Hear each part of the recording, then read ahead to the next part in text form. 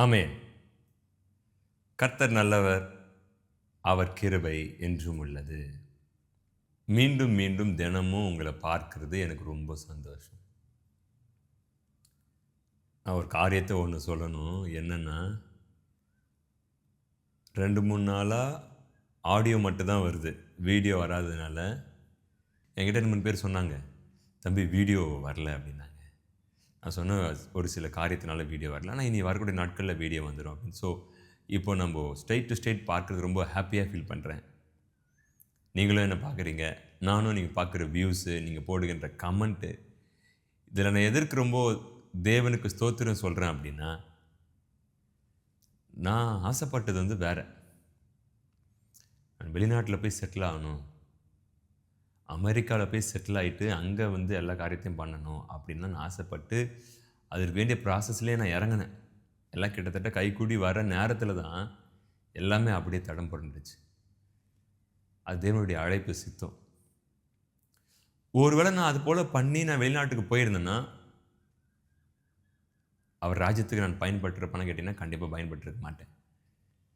ஆனா இப்ப பாருங்க, தினமும் அவர் சமூகத்தில் அமர்ந்து, அமர்ந்து நீங்க நினைக்கலாம், "ஓ! ஈஸியா வீடியோ எடுத்து போட்டுர்றாங்க." உங்களுக்கு தெரியுமா? நான் ஒரு வீடியோ எடுத்து போடுறதுக்குள்ள ஏகப்பட்ட பிரச்சனை நான் சந்திப்பேன். ஆவிக்குரிய பிரச்சனைய சந்திப்பேன். பிசிக்கலாவே ஏதாச்சும் ஒரு காரியங்கள், ப்ராப்ளங்கள் வரும் நமக்கு. நம்மள தேடிட்டே வரும். இல்ல பைக்ல ரோட்ல போகும்போது அது எதனா பிரச்சனை வரும். இல்ல ஊழிய பாதையில எதனா பிரச்சனை வரும். கரெக்ட்டா அந்த டைம் இந்த மக்களுக்கு என்ன வார்த்தைய ஆண்டவர் எடுக்கணும்னு அமரும் பொழுது, சரியா அந்த நேரம் பயங்கரமான இஷ்யூஸ் வரும். பயங்கரமான இஷ்யூஸ்லாம் வரும். ஆனா, இன்னைக்கு கூட பார்த்தீங்கன்னா, ஏகப்பட்ட தடை தான். ஏகப்பட்ட போராட்டம் தான். ஆனா, அத அந்த மக்கள் பார்க்குறாங்க. அதற்கான ரிப்ளை குடுக்குறாங்க கமெண்ட்ல. இந்த வார்த்தைய நான் தொடப்பட்டேன். இந்த வார்த்தை எனக்கு பிளெஸ்ஸிங்கா இருந்ததுன்னு அவங்க சொல்லும் பொழுது, வி ஆர் வெரி ஹேப்பி. அதுதான் எங்களுடைய பெலனே. ஸோ அகைன் 2, 3 நாள் நம்ம ஃபேஸ் டு ஃபேஸ் நம்ம பார்க்கல. நான் கொஞ்சம் அழகா தான் இருப்பேன். எங்க அம்மா ரொம்ப புத்திசாலி. ஒரு போன வாரத்துக்கு முந்தின வாரம், என்ன ரொம்ப அழகா வர்ணிக்கிறாங்க. கொஞ்சுறாங்க அப்படியே. "ரொம்ப அழகா இருக்கிறப்பா நீ. எவ்வளோ அழகா இருக்க தெரியுமா?" அப்படின்றாங்க. நான் அமைதியே நான் நான் அமைதியா இருக்கேன். ஏதோ யார சொல்றாங்க தெரியலையே. "உண்மையாப்பா? நீ குழந்தையில இருந்தத விட இப்ப ரொம்ப அழகா இருக்கப்பா" அப்படின்றாங்க. தலைகீழ சொல்றாங்க. குழந்தையில தான் எல்லாரும் அழகா இருப்பாங்க. வளர்ந்ததுக்கு அப்புறம் தான் ஒரு மாரி இருப்போம். இவங்க என்ன இப்ப அழகா இருக்குன்னு அப்படியே பேசிட்டு கையில ஒரு பேக் தராங்க. "அப்பா மார்க்கெட் போயிட்டு இந்த காய்கறிலாம் வாங்கிட்டு வந்து கொஞ்சம் குடுத்துருப்பா அம்மாக்கு." அவங்க என்ன வர்ணிச்சது, நான் அழகாலாம் இல்ல. ஆனா அவங்களுக்கு கடைக்கு போணும். என்ன சொன்னா என் பையன் போவான்னு அம்மாங்களுக்கு நல்லா தெரியும். அம்மாங்க வந்து உண்மையா சொல்றேன். They are genius. தப்பு பண்ணிட்டு நம்ம அப்படியே என்ன அப்பா கிட்ட விட மறைச்சிடலாம். ஆனா அம்மாங்க கிட்ட மறைக்கவே முடியாது. இதுல என்ன பெரிய பியூட்டின்னா, நானும் வெஜிடபிள்லாம் வாங்கிட்டு எடுத்துட்டு வந்துருவேன். மாத்தி, மாத்தி வாங்கிட்டு வந்துருவேன் தெரியாம. "என்னடா உனக்கு அறிவு? உன்னுடைய அறிவு எங்க தான்டா வச்சிருக்க? உனக்கு மூளை இருக்கா இல்லையாடா? அம்மா இப்ப தானம்மா என்ன வாழ்த்தி அனுப்புன. அழகா இருக்கப்பா" அப்படின்னு. காய்கறி தப்பா வாங்கிட்டு வந்ததுக்கு இப்படி திட்டுற?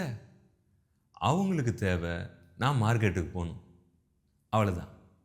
நீங்க சில பேர் என்ன கூப்பிட்டு நெறைய பேர் கேட்டாங்க. "தம்பி வீடியோ வர்றதில்ல. என்னக்கா?" "ச்சே நம்ம ரொம்ப அழகா இருக்கும் போல தெரியுது." அப்படின்னு. அழகெல்லாம் இல்ல. நீங்க நானும் அவருடைய சமூகத்தில இருந்து, இருந்து, இருந்து அவர் பிரசன்னம் நம்மள மூடிக்கொண்டு இருக்குது. அவ்வளதான். உங்களுக்கு ஒரு குட் நியூஸ் சொல்லட்டுமா? நீங்க ஒரு பெரிய கம்பெனிக்கு போங்க. அங்க பார்த்தீங்கன்னா, அவங்க ஆள் தோற்றத்த ஃபர்ஸ்ட்டு பார்ப்பாங்க. நீங்க என்ன நிறம்? உங்களுடைய இங்கிலீஷ் நாலேட்ஜ் என்ன? நீங்க என்ன ட்ரெஸ்ஸிங் பண்றீங்க? உங்ககிட்ட எவ்வளோ பணம் இருக்கு? உங்க பேக்ரவுண்ட் என்ன? நீங்க வந்து அரசியல்ல இருக்கீங்களா? நீங்க ஒரு செலிபிரிட்டியா? நீங்க நல்ல செல்வாக்கு உள்ளவரா? நீங்க ஒரு இன்ஃப்ளூயன்சரா? அப்படின்லாம் பார்ப்பாங்க. இதெல்லாம் பார்த்த பிறகு தான் உங்கள அங்க அமர வைப்பாங்க. அதுவும் உங்களுடைய கலர பார்ப்பாங்க. ஆனா ஜீசஸ் பாருங்க, உங்கள் கலரை பார்க்கல, உங்களுடைய அவுட்டர் மேனை பார்க்கல, உங்கள் பேக்ரவுண்டை பார்க்கல. நம்ம ஹைட்டாக இருக்கிறோமா, குள்ளமாக இருக்கிறோமா, நம்மளுடைய கண் அழகாக இருக்கா, நம்ம நோஸ் அழகாக இருக்கா, நம்மளுடைய மவுத் அழகாக இருக்கா, நம்ம டீத் அழகாக இருக்கா, நம்ம இயர்ஸ் அழகாக இருக்கா, நம்மளால் பார்க்க புஷ்டியாக இருக்கிறோமா, அதெல்லாம் எதுவும் பார்க்கல. ஹார்ட்டை பார்க்குறாரு. என் பையன் அவ்வளோதான். இல்லைங்க, உங்கள் பையனை உலகம் வேணான்னு சொல்லிடுச்சு. ஏன்? அவன் கலராக இல்லையா? ஓகே. உங்கள் பையனை உங்கள் பொண்ணை உலகம் வேணான்னு சொல்லிடுச்சு. ஏன்? அவங்க அதிகமாக படிக்கலையா? ஓகே. உங்கள் உலகம் உங்களுடைய மகளை வேணான்னு சொல்லிட்டாங்க. ஏங்க வேணான்னு சொல்லிட்டாங்க? இல்லை, அவங்க பேக்ரவுண்டு சரியில்லையா, வசதி இல்லையா? அவங்ககிட்ட போய் சொல்லுங்கள், இந்த உலகத்தை உருவாக்குறதே நான் தான், இது என்னுடைய பையன், அவங்கள நான் சூஸ் பண்ணல. இந்தா நீ வேணான்னு சொன்ன பற்றியா உன் கம்பெனிக்கு, அதை தான் என் பொண்ணை சூஸ் பண்ணியிருக்கிறேன், என் பையனை சூஸ் பண்ணியிருக்கிறேன். உன்னை விட பெரிய எடுத்து கொண்டு போய்ட்டு என் பையனை என் பொண்ணை உட்கார வைக்கிறேன், நீ ஹெல்ப்புக்கு வருவேன். வேணான்னு சொன்னல. இப்போ ஒரு நாள் ஒரு சம்பவம் நடக்கும். அப்போது நீங்கள் தான் வேணும், நீங்கள் தான் வேணும்னு என் பொண்ணையும் என் பையன் பின்னாடியே நீ வர வைப்பேன். ஆமென். நேற்று நான் ஒரு அதிகாரம் ஒன்று வாசித்து கொண்டிருந்தேன். அதாவது,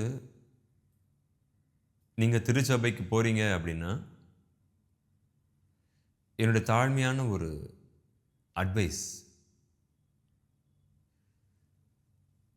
உங்கள் போதகருக்கு கீழ்ப்படிந்து இருங்க.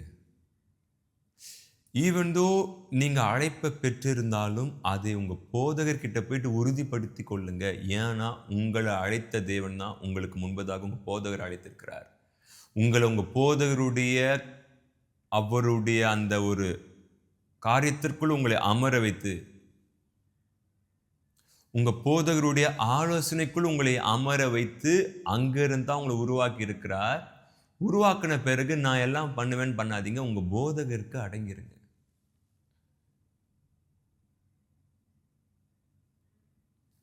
இப்போ இந்த காரியம் நான் ஏன் சொல்கிறேன் அப்படின்னா, இப்போ நான் அதனுடைய அர்த்தத்தை சொல்கிறேன் பாருங்க, ஏன் இதை நான் சொல்கிறேன் அப்படின்னு. நேற்று நான் ஒரு அதிகாரம் வாசிச்சுட்டு இருந்தேன். அந்த அதிகாரம் எனக்கு நல்லாவே தெரியும். அந்த அதிகாரம் நான் பல முறை அந்த அதிகாரத்தை வாசிச்சிருக்கிறேன். ஆனால் 2 வசனம் எனக்கு கொஞ்சம், இப்போ நான் அதை போயிட்டு அதுக்கு வேண்டிய டிக்ஷனரி வச்சு நான் படித்தேன்னா எனக்கு விளக்கம் கிடைச்சிடும். ஆனால் எனக்குள்ள திடீர்னு ஒரு ஆவியானவர் ஒரு மூமெண்ட்டை கொடுத்தாரு. டக்குன்னு அப்பாவுக்கு பாஸ்டருக்கு எடுத்து ஃபோன் அடித்தேன். நான் அந்த கொஸ்டினை கேட்டு முடிக்கிறதுக்குள்ள பைபிளை ஓப்பன் பண்ணாமல் அந்த சாப்டருடைய அந்த அதிகாரத்தின் ஆரம்பத்திலேருந்து முடிவு வரைக்கும் எத்தனை சம்பவங்கள் நடக்கிறது, ஏன் நடக்கிறது, எப்படி நடக்கிறது, எதனால் நடக்கிறது அப்படி என்று அதற்கு இணை வசனங்கள் இது அதுன்னு கொடுத்து பைபிள் ஓப்பனே பண்ணாமல் எனக்கு ஃபோனில் பேசி அந்த 2 வசனத்துக்கு நான் கேட்டது இந்த 2 வசனம். ஆனால் அவர் மொத்த அதிகாரத்தையும் அந்த அதிகாரத்தில் நடந்த எல்லா காரியத்தையும் அப்படியே ஃபாஸ்ட்டாக கொஞ்ச நேரத்தில் புட்டு வச்சுட்டு போயிட்டே இருந்தாங்க. ஞாபகம் வைத்துக் கொள்ளுங்க, சீஷர்கள் ஒரு நாளும் குருவை மிஞ்ச முடியாது. டிசைபிள்ஸ் போயிட்டு அதிசய அற்புதம் பண்ணுறாங்க. ஜீசஸோட நிழல் பட்டு யாரும் சுகமாகலை, ஆனால் பீட்டரோட நிழல் பட்டு சுகமாக இருக்கிறாங்க. அப்படி ஆகிட்டா அப்போ சீஷர் ரொம்ப பெரிய ஆட்களா? இல்லை. ஜீசஸ் உடைய ஆவி அவர் எடுத்துக்கொள்ளப்படுவதற்கு முன்பதாக தம்முடைய ஆவி அவங்க மேலே ஊதுகிறார், அதிகாரத்தை தருகிறார். நீங்கள் உலகமெங்கும் சென்று சகல சீஷராக்குங்க என்ற அதிகாரத்தை கொடுத்த பிறகுதான் அந்த சீஷர்களுக்கு ஒரு பேர் வருகிறது, அந்த சீஷர்களுக்கு ஒரு அங்கீகாரம் வருகிறது. இவங்க ஏசப்பாவோட பிள்ளைகள், ஏசப்பாவோட சீஷர்கள், உலகத்தை கலக்கிறவர்கள், வேர்ல்டு சேஞ்சஸ் இங்கே வந்திருக்கிறாங்க அப்படின்னு. After Jesus breathe spirit over the disciples, சீஷர் மேலே தம்முடைய ஆவியை ஊதின பிறகுதான் அவங்களுக்குள்ள ஏகப்பட்ட மாற்றங்கள் வருகிறது. ஆனால் ஒரு இடத்துல சீஷர்கள் தேவனை மிஞ்சி போலையே, ஜீசஸோட அட்வைஸ் இல்லாமல் போலையே, நல்ல ஒரு ஃபைட் பண்ணாங்க, போராடினாங்க, விசுவாசத்தை காத்து கொண்டாங்க. இந்த வார்த்தையை கேட்டுக்கொண்டு இருக்கலாம், நீங்கள் சபையில் இருக்கலாம், இல்லை சொந்தமாக ஊழியத்தை செய்து கொண்டு இருக்கலாம், இல்லை ஊழியம் செய்யணும்னு ஆசை வைத்து கொண்டிருக்கலாம், இல்லை தேவன் உங்கள்கிட்ட ஊழியத்தை கொடுத்துருக்கலாம். உங்களுக்கு தரிசனத்தை கொடுத்துருக்கலாம், நான் உன்னை எடுத்து பயன்படுத்த போகிறேன் அப்படின்னு. அதான் கொடுத்துட்டாரு, நான் எதுக்கு போதகர் பேச்சு கேட்கணும்? உங்களுக்கு முன்பதாக அவர் யாரை அழைத்தார் தெரியுமா? உங்கள் போதகரை. உங்களை என்ன அழைக்கலை, நமக்கு முன்பதாக நம்முடைய போதகரை தான் அவரை அழைத்து, இப்போ நம்ம கற்றுக்கொள்கிற மத்திகள் எல்லாம் ஆவிக்குரிய ரகசியங்கள், வரங்கள், கனிகள், அது எல்லாத்தையும் அப்பயே கற்றுக் கொடுத்து முடிச்சிட்டதுனால தான் இன்றைக்கி நம்ம உருவாயிருக்கிறோம். The submission is very most important. அர்ப்பணிப்பு ரொம்ப முக்கியமானது, சரண்டர் ரொம்ப முக்கியமானது. சரி, ஓகே, நான் இன்றைக்கி ஒரு காரியத்தை கொண்டு வந்திருக்கேன், உங்ககிட்ட அதை ஷேர் பண்ணணும். இந்த வார்த்தையை கேட்டு இந்த வார்த்தையை நான் எடுக்கக்கூடாதுன்னு உங்களுக்கு நம்ப மாட்டீங்க. ஏகப்பட்ட தடைகள், ஸ்டில் நவ் இப்போ நான் அந்த வீடியோ பேசுகிறதுக்கு நான் ஏகப்பட்ட தடைகள் தான். ஆனால் அந்த வார்த்தையை நான் எடுப்பேன். இந்த வார்த்தை உங்களுக்கு பிளெஸ்ஸிங்காக இருந்ததுன்னா அவருக்கு தேங்க்ஸ் பண்ணுங்கள். கமெண்ட் என்னால் போட முடியும் தம்பினா நீங்கள் கமெண்ட் போடுங்க, ஒன்றும் ப்ராப்ளம் இல்லை. இல்லைன்னா ஒரு ப்ராப்ளம் இல்லை, நீங்கள் அவருக்கு தேங்க்ஸ் பண்ணுங்கள். ஆமே. யோவானின் புஸ்தகம் 2வது அதிகாரம் நான் வாசிக்கிறேன். வசனம் 1 3ஆம் நாளிலே கலிலேயாவில் உள்ள கானா ஊரிலே ஒரு கல்யாணம் நடந்தது. இயேசுவின் தாயும் அங்கே இருந்தாள். இயேசுவும் அவருடைய சீஷரும் அந்த கல்யாணத்துக்கு அழைக்கப்பட்டிருந்தார்கள். திராட்சை ரசம் குறைப்பட்ட போது இயேசுவின் தாய் அவரை நோக்கி, அவர்களுக்கு திராட்சை ரசம் இல்லை என்றாள். அதற்கு இயேசு, ஸ்திரீயே, எனக்கும் உனக்கும் என்ன? என் வேலை இன்னும் வரவில்லை என்றார். அவருடைய தாய் வேலைக்காரரை நோக்கி, அவர் உங்களுக்கு என்ன சொல்லுகிறாரோ அதன்படி செய்யுங்கள் என்றார். யூதர்கள் தங்களை சுத்திகரிக்கும் முறைமையின்படியே ஒவ்வொன்று 2-3 குடம் தண்ணீர் கொள்ளத்தக்க 6 கச்சாடிகள் அங்கே வைத்திருந்தது. இயேசு வேலைக்காரரை நோக்கி, ஜாடிகளிலே தண்ணீர் நிரப்புங்கள் என்றார். அவர்கள் அவைகளை நிறைய நிரப்பினார்கள். அவர் அவர்களை நோக்கி, நீங்கள் இப்பொழுது மொண்டு பந்தி விசாரிப்புக்காரனிடத்தில் கொண்டு போங்கள் என்றார். அவர்கள் கொண்டு போனார்கள். அந்த திராட்சை ரசம் எங்கிருந்து வந்தது என்று தண்ணீரை மொண்ட வேலைக்காரருக்கு தெரிந்ததே அன்றி பந்தி விசாரிப்புக்காரனுக்கு தெரியாததினால் அவன் திராட்சை ரசமாய் மாறின தண்ணீரை ருசி பார்த்தபோது மணவாளனை அழைத்து, எந்த மனுஷனும் முன்பு நல்ல ரசத்தை கொடுத்து ஜனங்கள் திருப்தி அடைந்த பின்பு ருசி குறைந்ததை கொடுப்பான். நீரோ நல்ல ரசத்தை இதுவரைக்கும் வைத்திருந்தரே என்றான். இவ்விதமாக இயேசு இந்த முதலாம் அற்புதத்தை கலிலேயாவில் உள்ள கானா ஊரிலே செய்து தம்முடைய மகிமையை வெளிப்படுத்தினார். அவருடைய சீஷர்கள் அவரிடத்தில் விசுவாசம் வைத்தார்கள். சண்டே ஸ்கூல் பிள்ளைங்களை கூப்பிட்டு கேட்டால் கூட தெரிஞ்சிடும். திராட்சை ரசம் லேக் ஆயிடுச்சு, குறையப்பட்டுடுச்சு. இப்போ இவர் ஒரு வார்த்தை ஒன்று சொல்கிறாரு. என்ன சொல்கிறாரு அப்படின்னா, நீங்கள் கச்சாடி இருக்காப்பா? இருக்குங்க, தண்ணீர் நிரப்புங்க. ஓகே. மொண்டு கொடுங்கப்பா. ஓகே. இப்போ குடிச்சு பார்க்குறாங்க பந்தி விசாரிப்புக்காரங்க. பா, மாப்பிள்ளையை கூப்பிட்டு பேசுகிறாங்க. எப்பா, ஃபங்க்ஷனே முடிஞ்சிருச்சு, எல்லாரும் போயிட்டாங்க, என்னப்பா இது இவ்வளோ டேஸ்ட்டாக இன்னும் வச்சுருக்கீங்க? எப்பவுமே கடைசியில் என்னப்பா சும்மா அப்படியே கொடுப்பாங்க, ஃபார்மாலிட்டி கொடுப்பாங்க, இது என்னப்பா இவ்வளோ டேஸ்ட்டாக இருக்குது? ஓகே, 2-3 காரியங்கள் கவனிங்க. ஜீசஸ் சொல்கிறாரு, நம்முடைய ஏசப்பா சொல்கிறாரு, கச்சாடியில் தண்ணீர் நிரப்புங்க. 2வது சொல்கிறாரு, மொண்டு கொடுங்க. 3வது எடுத்துகிட்டு போய் கொடுக்குறாங்க.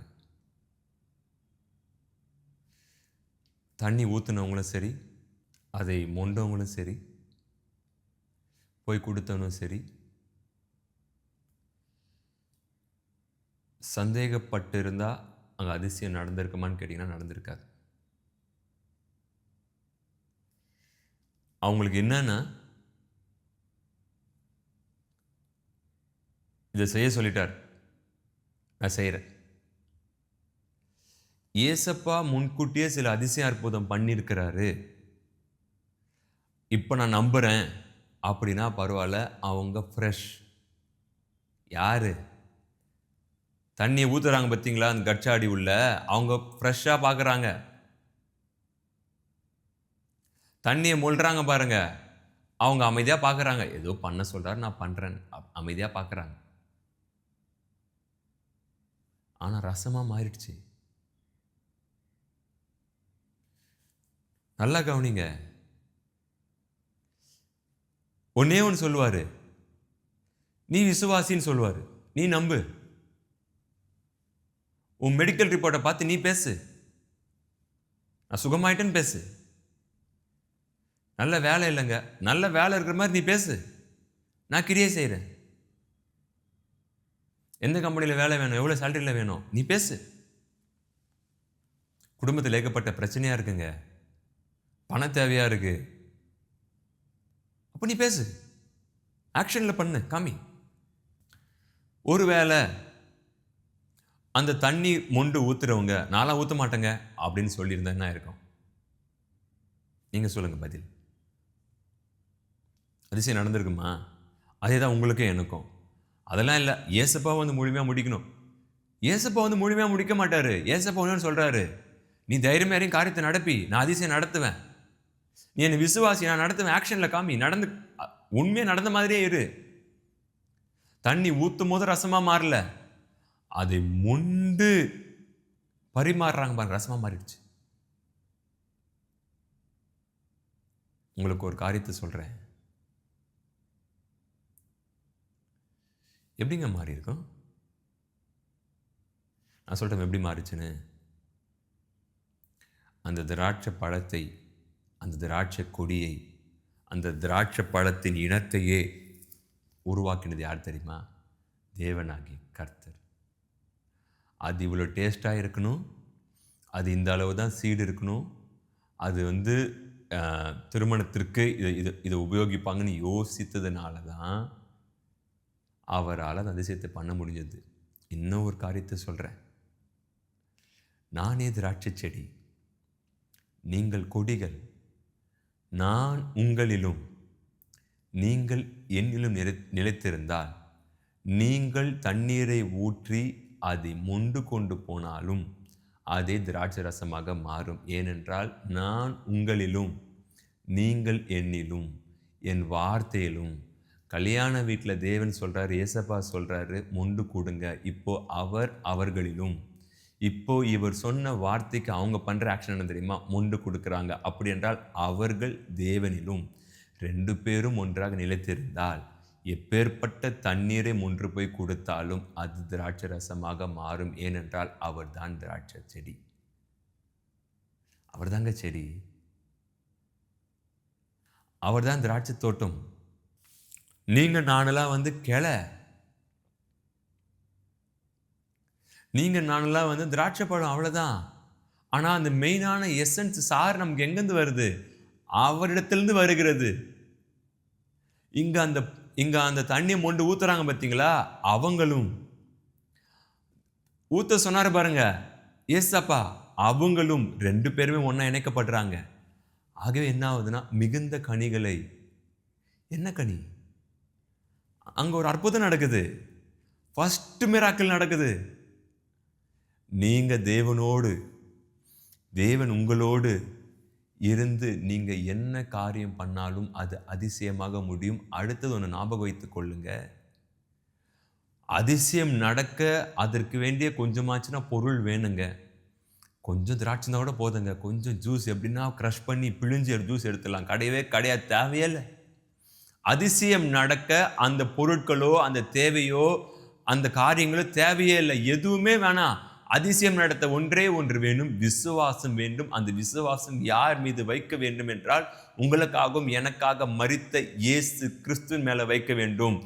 அவர் நம்மிலும் நாம் அவரிலும் நிலைத்திருந்தால் நாம் எந்த காரியத்திற்குள் இறங்கினாலும் அந்த காரியம் ஜெயமாக முடியும், அற்புதம் நடக்கும். ஆமென். உங்களில் சில பேர் எனக்கு தெரிஞ்சு நீங்கள் அமைதியாக அமர்ந்துட்டு இருக்கீங்க. என்ன தெரியுமா? அவர் வந்து நடத்தட்டும்யா.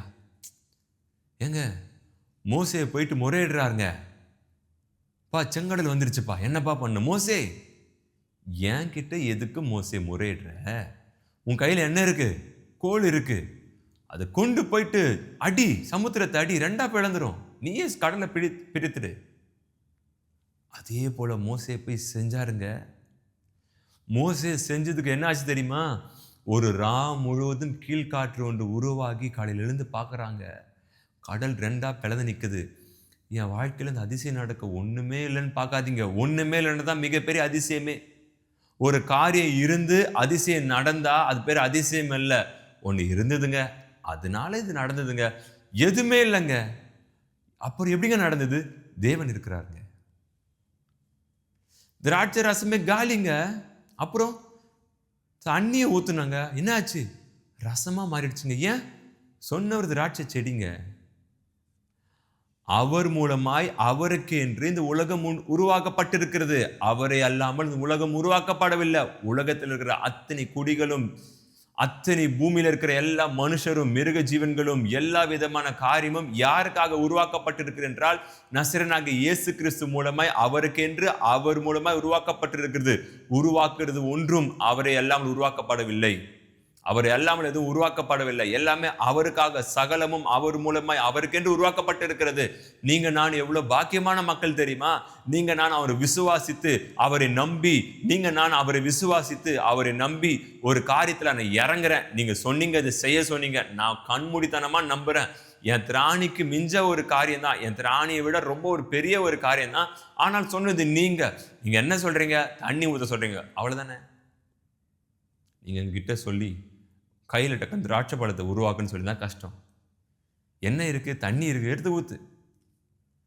இல்லை, தண்ணி ஊற்றுனா பத்தாதுங்க, முக்கியமானது ஒன்று ஊற்றணும். என்ன ஊற்றணும்? திராட்சை வேணுங்க. அது நான் பார்த்துக்கிறேன். நான் செடி, நீங்கள் கொடிகள். நீங்கள் என்னிலும் நான் உங்களிலும் நிலைத்திருந்தால் நீங்கள் கனிகளை கொடுப்பீங்க. நீ என் கூட இருக்கியா? ஆமாம். இப்போ நான் உன் கூட இருக்கிறேன். ஆமாம், இப்போ கனி கொடுக்க போகிறப்பார். இப்போ திராட்சை பழம் வரப்போகுது பார், திராட்சை ரசம் வரப்போகுது. ஆமே. இந்த வார்த்தை உங்களுக்கான வார்த்தை. வெயிட் பண்ணாதீங்க. ஒன்று செய்ய சொல்றாரா, சம்பந்தமே இல்லாத மாதிரி இருக்கும், ஆனால் முடிவில் சம்பந்தப்பட்டுரும். வெறும் தண்ணி சம்பந்தம் இல்லாத மாதிரி இருக்கும், ஆனால் குடிச்சிட்டு ரிப்ளையை கவனிச்சிங்களா? எப்பா என்னப்பா இவ்வளோ டேஸ்டாக இருக்கு, என்னப்பா இது இவ்வளோ அருமையாக இருக்குப்பா. அதே ஆரம்பத்தில் கொடுத்துருந்தாங்கன்னா தெரிஞ்சிருக்காது. ஆரம்பத்தில் நல்ல ஜூஸ்பா, கடைசியில் உங்களுக்கும் எனக்கும் கர்த்தர் இந்த காரியத்தை ஆரம்பத்திலே செய்திருந்தாருன்னா தெரியாது. இந்த உபத்திரவத்தின் வழியா ஏன் செய்கிறார் அப்படின்னா, மகிமையை வச்சிருக்கிறாரு. சந்தேகமே படல, அவங்க செஞ்சாங்க. தேவன் சொன்ன வார்த்தையை கீழ்ப்படிந்து, நீங்களும் நானும் அவர் சொன்ன வார்த்தையை கீழ்ப்படிந்து செய்யுங்க. அவர் உங்களை ஆசீர்வதிப்பார். அவர் திராட்சை செடி, நீங்கள் கொடிகள். அவர் நம்மிலும், நீங்களும் நானும் அவரில் நிலைத்திருந்தா அதிகமான கனிகளை கொடுப்போம். ஒரு வார்த்தை சொல்லி நான் முடிக்க ஆசைப்படுறேன். ஒருவேளை உங்களில் ஒரு சில பேர் என்ன உட்பட கொஞ்சம் தூரம் போன மாதிரி, அந்த பழைய ஒரு ஃபீல் இல்லாத மாதிரி, அந்த பவர் அனாயிண்டிங், அந்த மேல் வீட்டு அறையில் இறங்கின அந்த பரிசுத்த ஆவியின் வல்லமை இல்லாத மாதிரி, ஒரு பவர் இல்லாத மாதிரி, அக்கினி அபிஷேகம் இல்லாத மாதிரி, அந்த ஃபயர் இல்லாத மாதிரி, ஒரு மாதிரி கொஞ்சம் லுக்வாமாக இருக்கும். எழுந்துருங்க. நீங்கள் நினச்சிங்கன்னா, நீங்கள் வாஞ்சித்தீங்கன்னா, மீண்டும் அவர் உங்கள் மீது அபிஷேகத்தை ஊற்றுவார். சோர்ந்து போய் முடங்கி படுத்துடாதீங்க. நாம் பண்ண வேண்டிய பிரயாணம் வெகு தூரம். 2 முறை தான் தேவ தூதர்கள் வந்து அப்பமும் இறைச்சியும் கொடுக்குறாங்க. அந்த அப்பத்தை இறைச்சியும் சாப்பிட்டு ஓரேபுக்கு 40 நாள் ஓடுறாரு எலியா. 40 நாள் எதுவுமே சாப்பிடல. It's a fasting. இடையில எதுவுமே கேள்விப்படல. காகங்களோ தேவ தூதர்களோ எதுவுமே கேள்விப்படல. ஓடினாரு. நீங்கள் நானும் ஓட வேண்டிய தூரம் வெகு தூரம். எழுந்துருங்க. அவர் சொன்னதை செய்யுங்க. அற்புதம் தானாக நடக்கும். அற்புதம் நடந்த பிறகு செய்கிறேன் தேவையே இல்லை.